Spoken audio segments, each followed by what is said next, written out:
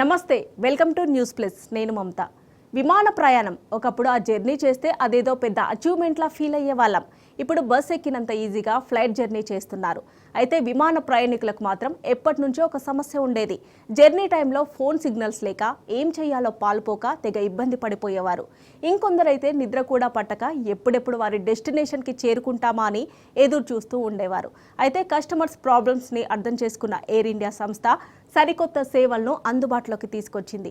ఆ సేవలతో సమయం తెలియకుండానే ప్రయాణాన్ని ఆస్వాదించవచ్చు. ఇంతకీ ఆ గుడ్ న్యూస్ ఏంటంటే ఇకపై దేశీయ అంతర్జాతీయ విమానాల్లో వైఫై సేవలు అందించబోతుందట. ఇంతకీ ఈ వైఫై సౌకర్యం ఎప్పటి నుంచి అందుబాటులోకి రాబోతుంది? ఎన్ని వేల ఎత్తులోకి వెళ్ళాక ఈ ఇంటర్నెట్ సౌకర్యాన్ని ఉపయోగించుకోవచ్చు? ప్రస్తుతం ఏ దేశాలకు వెళ్లే విమానాలకు ఈ సేవలను అందుబాటులో ఉన్నాయి? అసలు ఈ సేవలు ఫ్రీనా లేక ఏమైనా ఛార్జీలు వసూలు చేసే అవకాశం ఉందా? Was the story. Tata group కు చెందిన ప్రముఖ విమానయాన సంస్థ ఎయిర్ ఇండియా ఓ కొత్త ప్రకటన జారీ చేసింది. నిత్యం ప్రయాణాలు చేసే వాళ్ళు మాత్రం ఫోన్లో సిగ్నల్స్ లేక ఏం చేయాలో పాలుపోక ఇబ్బంది పడే ప్రయాణికులకు గుడ్ న్యూస్ చెప్పింది. ఎయిర్ ఇండియా తన దేశీయ అంతర్జాతీయ విమానాలలో వైఫై ఇంటర్నెట్ కనెక్టివిటీ సేవలను అందుబాటులోకి తెచ్చింది. ఎయిర్ బస్ A350, బోయింగ్ 7879 తో పాటు ఎంపిక చేసిన A321 నియో విమానాల్లో ఈ సేవలు లభిస్తాయి. టాటా గ్రూప్ క్యారియర్ దేశీయ మార్గాల్లో ఇంటర్నెట్ కనెక్టివిటీని అందించిన మొదటి భారతీయ విమానయాన సంస్థగా అవతరించినట్టు ఎయిర్ ఇండియా ఓ ప్రకటనలో తెలిపింది. ఈ సర్వీసును తొలుత కాంప్లిమెంటరీగా అందిస్తున్నట్లు వెల్లడించింది. క్రమంగా ఇతర విమానాల్లోనూ ఈ సేవలను విస్తరిస్తామని చెప్పింది. ప్రస్తుతానికి ఎయిర్లైన్ దాని ఎయిర్ బస్ A350, బోయింగ్ 7879 లాంటి కొన్ని ఎయిర్ బస్ A321 నియో విమానాల్లో వైఫై కనెక్టివిటీని అందిస్తోంది.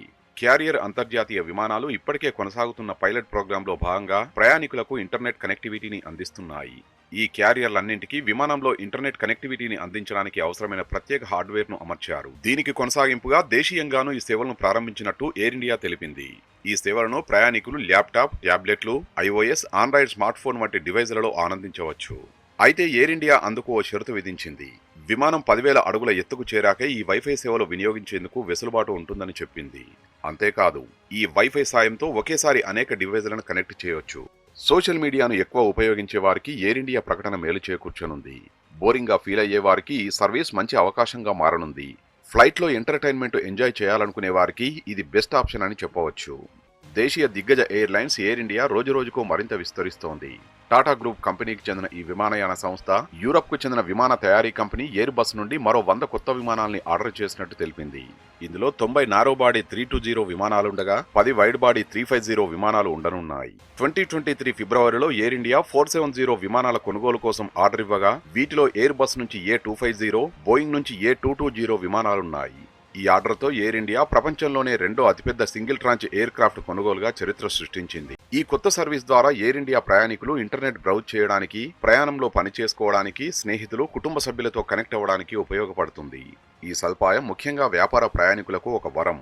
ఎందుకంటే వారు విమానంలో కూడా తమ పనిని కొనసాగించవచ్చు. అయితే భవిష్యత్తులో ఈ సర్వీస్లో ఛార్జీలు వసూలు చేయవచ్చని ఎయిర్ ఇండియా సూచించినప్పటికీ ప్రస్తుతానికి దీన్ని ఉచితంగానే ఉంచింది. ఈ కొత్త సర్వీస్తో ఎయిర్ ఇండియా తన కస్టమర్లకు గొప్ప ఫ్లయింగ్ అనుభవాన్ని అందించే దిశగా అడుగు వేసింది.